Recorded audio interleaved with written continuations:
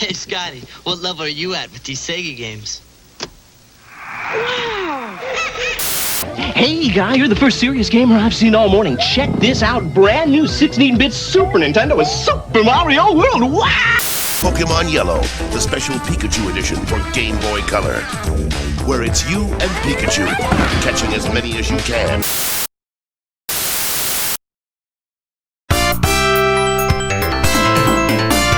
Hi, I'm Glassman, and I've been reminiscing about some of my earlier experiences in gaming. So for the pure reason of nostalgia, I thought I'd go through some of them experiences with you today. The earliest memories I have from gaming come from time spent with my granddad. He loved his gaming. He had an Atari, a PC, one of these Game Boys, and this like Tetris type thingy that it only had the one game in it, but it was like a handheld. It had a dragon on it. So the two things I remember playing with him the most were games on his PC, and one of them like, what was it? It was like 64 or 100 games in one fucking controller thing. And you plugged it into your TV, and then you had the menu, and then you was go, go, go. The PC games mainly consisted of Solitaire and Minesweeper, which, I'll be real, I wasn't very good at them. Is anybody any good at Minesweeper though? And then there were some very questionable DOS games in there as well, like the Thomas the Tank Engine game, and there was another one about cavemen, I think it was called Sapiens. He even let me loose on the big boy's Age of Empires sometimes, and even showed me the cheat to get the car, the Big Daddy cheat. But after leaving me with his PC one time, I accidentally killed it. And thinking back to what I remember, I'm pretty sure I actually put it into like the mode where you flash the motherboard. You know, you can upgrade the firmware on the motherboard. And why I think that is because I specifically remember the screen looking like this. So yeah. Anyway, I thought I was killing it. So my young dumbass ignored all the messages on the screen saying please do not turn off, and turned it off. And yeah, that definitely killed it. I was too young to remember what I did. So yeah, it probably killed it for my granddad for a while as well until he figured out what was going on. Luckily, he still had his 64 plug-in game fucking thingy into the TV where you could, you know, play all the games and that. He liked playing Tetris on it, and yeah, I dabbled a little bit with the whole Tetris thing. But what I really liked was this game called Adventure Island. So yeah, it was like a Super Mario clone type thing, you know, you're running across time and you're jumping, but you could get a skateboard, man. Like, Tony Hawk's, the game was nowhere near, like, it was nowhere in sight at this point. Like, there was a skateboard.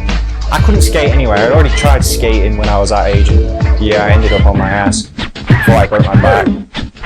Never really tried again.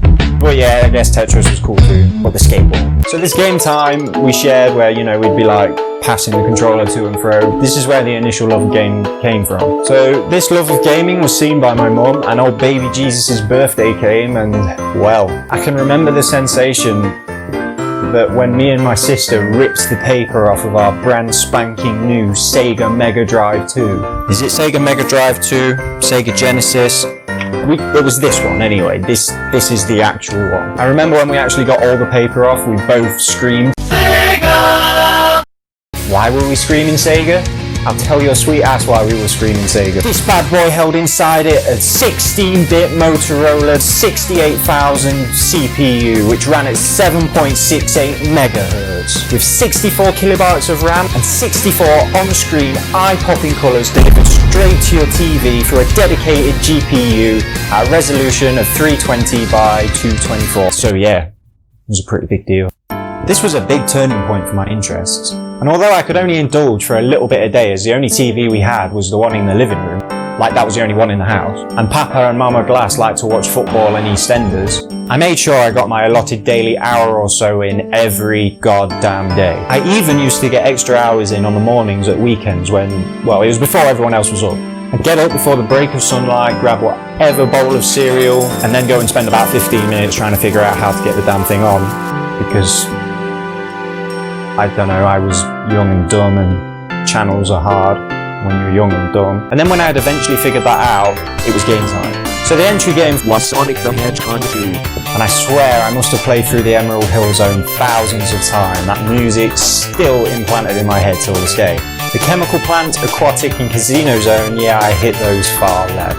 And I got to the Hilltop Zone once, I think. I mean, at least got to it. I know I got to it at least once, because the Hilltop Zone, that zone's music really, really bangs.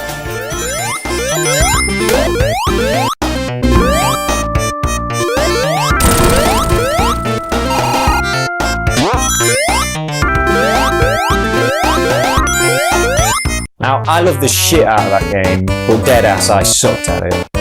Like, I sucked ass at Sonic the Hedgehog 2. Which brings me to another game we had, which was Castlevania The New Generation, or Bloodlines, or whatever the hell you want to call it. I just called it that vampire game. I don't remember the exact age I was when I started playing this. I do know that I was young enough to be freaked by it. And like with Sonic 2, yeah, I dead ass sucked ass at Castlevania as well. But honestly, I think that we actually had that one because my mum picked it up for herself.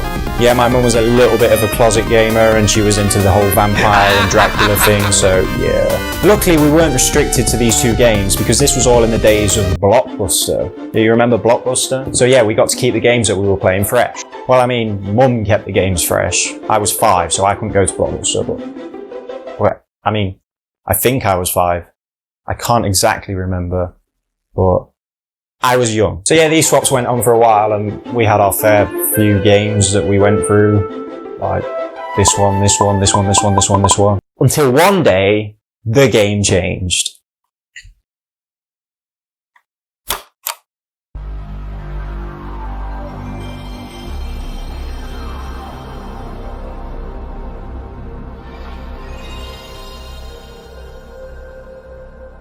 Ah, chills. Literal chills. PlayStation 1. So my uncle had apparently got fed up with playing games on his PlayStation 1 and had decided to pass it down to me and my sister, as well as his very questionable huge pile of faceless CDs in clear cases that had crudely written titles on them. Yeah, later on down the line I realised that the PlayStation had been soft-modded, or chipped, as some people call it, and apparently Uncle Scott knew a guy down the pub with good prices on what are you buying? chip games. But enough about the piracy, let's just talk about the games. Top games for me were Pandomonium 1 and 2, Marvel vs. Capcom, Tekken 3, Digimon World 2003, Abe's Odyssey. There was a demo disc that I got with an issue of PlayStation magazine that had some short gameplay of Metal Gear Solid 1. Spyro, The Year of the Dragon, Crash Bandicoot, they were good, Driver 2, oh, and Tony Hawk's 1 through to 4, with the first few games actually having a very lasting effect on my taste in music. Because you cannot deny the soundtracks, well, they're brilliant, right? Okay, good songs all round, they're good.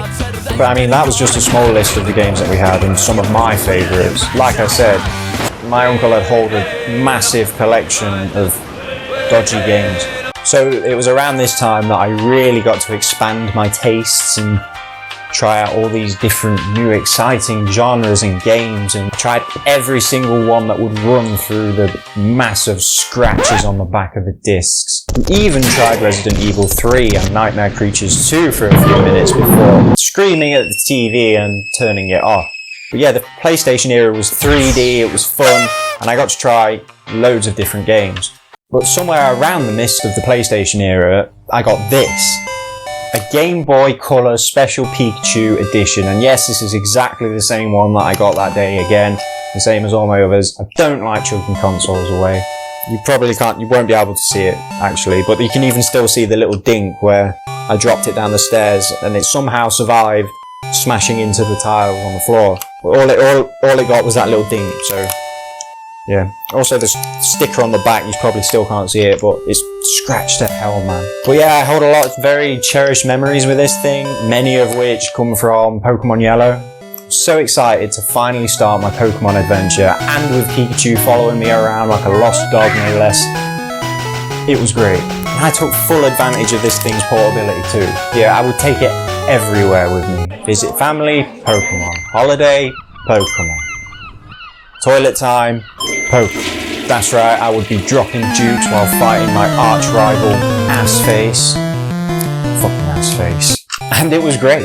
I remember explicitly when I finished the game as well. It was one school night where I was wrapped up in my duvet. I probably should have been asleep for hours at this point. I had one of them Game Boy Light things, you know, the third party thing that you clip onto it and it would crackly light your screen. I mean, at the time it was amazing, but now... so yeah, I'm in my duvet, I've got my Game Boy, I've got my awesome crap light, and I'm at the Elite Four. I'm fully stocked, got my revives, got my super potions, got my full restores, I've got as much as I can. We're on it. Like I said, I definitely should have been asleep at this point. My mum had no idea I was still awake, but I was there. I had to keep going. I was ready. So time's getting later and later. I'm working my way through, and finally I get to Lance, the Dragon Master. Lance, the ultimate. He's the last guy of the Elite Four. This is I need to fight him. I need to win. He's got his dragons ready. I kicked his ass. It was easy, man. Like. But then Assface comes out of nowhere. You got to fight Assface, and he's like stonked up now. Like his Pokemon, they're all like roided up now. I kicked his ass as well. And then after that was it. Q Hall of Fame beat, that little video of Oak coming and taking you through and stuff. And then it was the end credits. It was like 3 in the morning at this point, and I had watched the credits all the way through to the end just to be spat back to the title screen. So I loaded it back up, hoping for more, and my character was back in his bedroom. Sat chilling. So yeah, that was that. No more Pokemon Yellow. Just the end. So I did a save, turned my Game Boy off, and laid in bed thinking, well, what now? Next day, I constantly kept telling my mom, who surprisingly wasn't actually that bothered that I stayed up till 3 AM. I think she probably just saw how excited I was. But yeah, I constantly kept telling my mom and my sister, I finally did it. I beat the game. I've been putting hours into it. I did it. I was so happy. I finished this game. And my sister was like, well, you're just better than the game then, aren't you? I mean, what else is there to it? I think I was probably annoying her. But it was like, yeah, there was that realization. I was just like, fuck. Yeah, there is nothing else to it. I beat it. That's it.